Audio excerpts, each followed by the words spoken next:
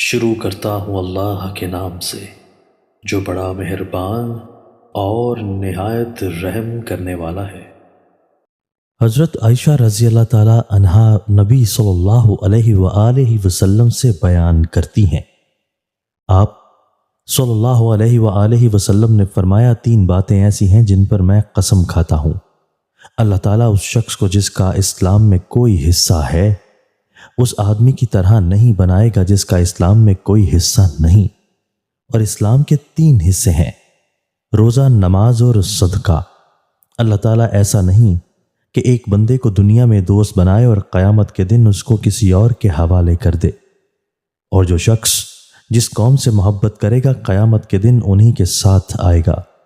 اور چوتھی بات، اگر میں اس پر قسم اٹھا لوں تو مجھے اس بات کا ڈر نہیں کہ میں گناہ گار ہو جاؤں گا، وہ یہ ہے کہ اللہ تعالیٰ جس بندے پر دنیا میں پردہ ڈالے رکھتا ہے تو قیامت کے دن بھی اس پر پردہ ڈالے گا۔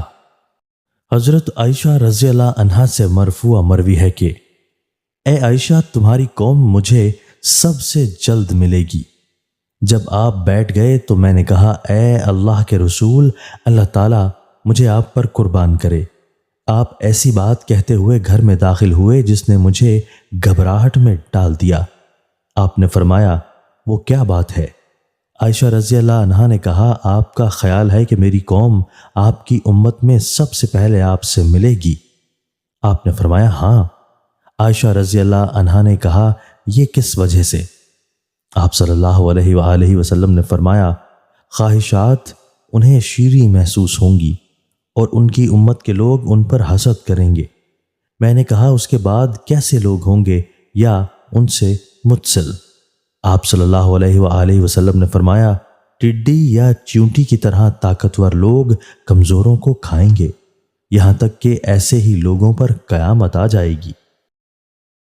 دوستو، اللہ تعالی ہمیں ان احادیث مبارکہ پر عمل کرنے اور اپنی زندگیوں کو سنوارنے کی توفیق عطا فرمائے۔